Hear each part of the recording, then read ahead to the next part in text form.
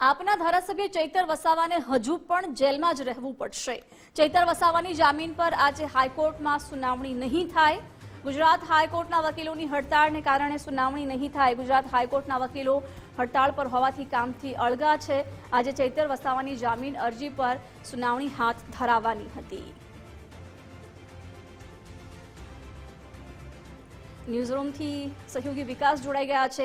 વિકાસ, વકીલોની હડતાળને કારણે સુનાવણી આજે નહીં થાય અને ચૈતર વસાવાએ હજુ જેલમાં રહેવું પડશે।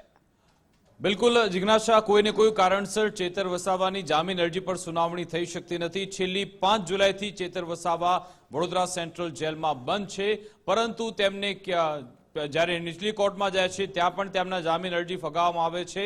જ્યારે હાઈકોર્ટમાં મામલો પહોંચે છે, કોઈને કોઈ બાબતે એ મામલો ગૂંચવાતો રહે છે। ક્યારેક સરકારી વકીલ જવાબ નથી આપી શકતા, ક્યારેક ચૈતર વસાવાના પોતાના વકીલ એ પણ સમય માંગી લે છે, અને ક્યારેક હડતાલનો પણ અહીંયા એક એવો મુદ્દો આવી જાય છે જેના કારણે તેમણે સતત જેલમાં રહેવું પડે છે। આખો મામલો એવો છે કે જ્યારે સંકલન સમિતિની બેઠક મળી હતી એમાં ચૈતર વસાવા હાજર હતા, ભાજપના તાલુકા પંચાયતના પ્રમુખ સંજય વસાવા હાજર હતા, અને ત્યાં ગ્લાસ એક ફેંકવામાં આવ્યો છે, મારામારી થઈ છે એવો આરોપ ચૈતર વસાવા પર લાગ્યો, અને તરત જ પોલીસે ટીંગાટોળી કરી। એ વખતે જેમને અટકાયત કરી તેને પછી સમાચાર આવ્યા। 5 જુલાઈએ સત્તાવાર તેમની ધરપકડ થઈ ચૂકી છે, એફઆઈઆર પણ તેમની સામે દાખલ થઈ।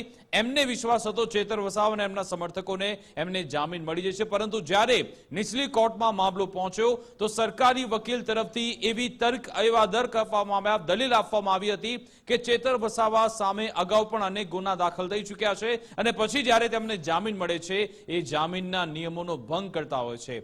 ચૈતર વસાવાના સમર્થકોના ઘણા બધા એવા સોશિયલ મીડિયા પર વિડીયો અત્યારે પણ ફરી રહ્યા છે જેમાં ચીમકી આપવામાં આવે છે કે જો જામીન નહીં મળે તો પછી અમે દાંતરડા લઈને, અલગ અલગ હથિયાર લઈને ત્યાં કલેક્ટર કચેરીનો ઘેરાવ કરીશું, પોલીસ કચેરીનો ઘેરાવ કરીશું। આ તર્ક એ વખતે નીચલી કોર્ટમાં આપવામાં આવ્યા હતા, અને એના આધારે જ પછી કોર્ટે જામીન ફગાવ્યા। જો કે ગુજરાત હાઈકોર્ટથી એમને અપેક્ષા હતી કે ત્યાંથી જામીન મળી જશે, પરંતુ એ બાબતે હજુ સુધી કોઈ સુનાવણી થઈ જ નથી, ટેબલ પર આખો કેસ પહોંચ્યો જ નથી। એના કારણે ચૈતર વસાવાએ જેલમાં રહેવું પડશે। આજે આખું શું કારણ છે, ગુજરાત હાઈકોર્ટમાં છેલ્લા ઘણા સમયથી શું થયું એ પણ આપણે સમજવાનો પ્રયત્ન કરીશું। અમારી સાથે સહયોગી કલ્પિન પણ જોડાઈ ગયા છે।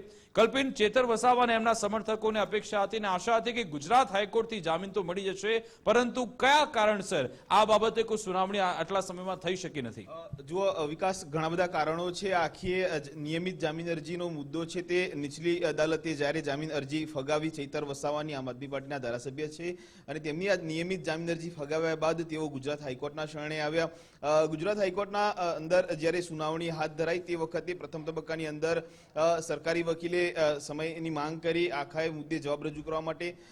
ત્યારબાદ જે છે તે ચૈતર વસાવા તરફથી પણ વકીલ જે છે તે તેમને સમય માંગ્યો હતો, એટલે આ પ્રમાણે એક કાયદાકીય બાબતોમાં ટેકનિકલ કારણોસર આ જે જામીન અરજી પર સુનાવણી રેગ્યુલર બેઝ પર થવી જોઈએ તે હાથ ન ધરાઈ। અને ખાસ કરીને વાત એટલા માટે છે કે 28 ઓગસ્ટ આજનો એ દિવસ છે કે જ્યારે ગુજરાત હાઈકોર્ટની અંદર વકીલો છે તે કામથી અળગા રહ્યા છે, હડતાલ પર છે, અને તેનું મુખ્ય કારણ એ છે કે જસ્ટિસ સંદીપ ભટ્ટ જે છે તેમની મધ્યપ્રદેશ ખાતે બદલી કરવામાં આવી છે, કોલેજિયમ દ્વારા ભલામણ કરવામાં આવી છે, અને આ આખો મુદ્દો છે તે વિરોધના વંટોળ સ્વરૂપે આખા ગુજરાત હાઈકોર્ટને બાનમાં લીધો છે। ખાસ કરીને ગુજરાત હાઈકોર્ટના સિનિયર અને જુનિયર તમામ વકીલો છે છેલ્લા 2.5 દિવસથી જે છે તેઓ કામથી અળગા રહ્યા છે। ગઈકાલે ગણેશ ચતુર્થીની રજા હતી અને એના આગળના દિવસે પણ તેઓ હડતાલની જાહેરાત કરી હતી, એટલે આજે એ પણ તેઓ કામથી અળગા છે, અને તેના જ કારણે આજે ગુજરાત હાઈકોર્ટની અંદર ચૈતર વસાવાની જે નિયમિત જામીન અરજી છે તેના પર સુનાવણી હાથ નહીં ધરાઈ શકાય, કારણ કે તમામ વકીલો છે કામથી અળગા છે। ગુજરાત હાઈકોર્ટની અંદર ગત સુનાવણીમાં રાજ્ય સરકાર વતી પણ વકીલ દ્વારા જવાબ રજૂ કરવા માટે સમય માંગ્યો હતો, એટલે 28 ઓગસ્ટની તારીખ જે છે તે મુકરર કરાઈ હતી, પરંતુ હવે ગુજરાત હાઈકોર્ટ આજની આ હડતાલ છે, હડતાલ ક્યારે સમેટાશે તે પર પણ સૌ કોઈની નજર છે। અને ચૈતર વસાવાના જે સમર્થકો છે તે સમર્થકો પણ છેલ્લા ઘણા સમયથી ચૈતર વસાવા બહાર આવે તેની કાગડોળે રાહ જોઈ રહ્યા છે, એટલે આ તમામ બાબતોની વચ્ચે જે છે તે ચૈતર વસાવાને હજુ પણ જેલમાં રહેવું પડશે તે પ્રમાણેની સ્થિતિ છે।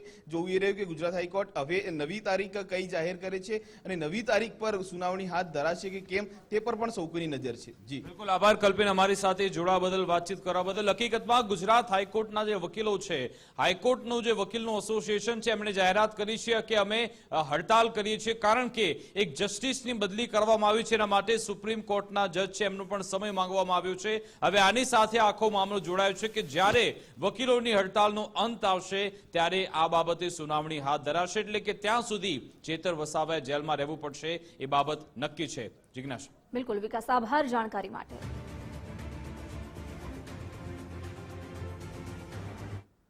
એમએલએ ચૈતર વસાવાના જામીન મુદ્દે આપ પ્રવક્તાની પ્રતિક્રિયા સામે આવી છે. ચૈતર વસાવા ગુજરાત આદિવાસી સમાજનો મજબૂત અવાજ છે. ભાજપ નેતાઓની જેમ પિંજરામાં બંધ પોપટ નથી. કરણ બારોટે કહ્યું કે ચૈતર વસાવા મજબૂતાઈથી જલ્દીથી બહાર આવશે. ભાજપ દ્વારા ચૈતર વસાવાને 2 વિકલ્પ આપ્યા હોવાના પણ તેમણે આક્ષેપો કર્યા છે. તેમણે કહ્યું ભાજપમાં જોડાઓ અથવા જેલમાં જ રહો. આદિવાસી સમાજ અને યુવાનો સાથે અત્યાચાર થઈ રહ્યા છે. ભાજપ વિરુદ્ધ અવાજ ઉઠાવ્યો માટે તેમણે જેલમાં નાખ્યા છે. ચૈતર વસાવા બહાર આવી ડબલ મહેનતથી અવાજ ઉઠાવશે તેવું પણ જણાવ્યું. આજે ચૈતરભાઈ વસાવા એક લડાયક નેતા તરીકે સમગ્ર ગુજરાતની જનતાનો અવાજ ઉપાડે. ત્યારે ભારતીય જનતા પાર્ટી દ્વારા એકવાર પહેલા પણ એમને જેલમાં મોકલવામાં આવે અને આ વખતે ફરીથી ષડયંત્ર કરીને ચૈતરભાઈ વસાવાને જેલમાં મોકલવામાં આવે. ત્યારે હું ભારતીય જનતા પાર્ટીને કહેવા માંગુ છું કે આમ આદમી પાર્ટીના નેતાઓ ભારતીય જનતા પાર્ટીના નેતાઓની જેમ પિંજરામાં બંધ પોપટ નથી કે જેવી રીતે ભારતીય જનતા પાર્ટી દ્વારા કહેવામાં આવે એટલું જ બોલે ને એટલું જ કરે.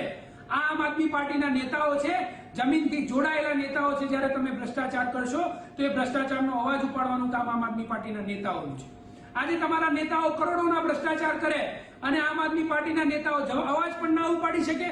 અવાજ ઉપાડે તો જેલમાં જવું પડે. આ કેવું ગુજરાતમાં ચાલી રહ્યું છે.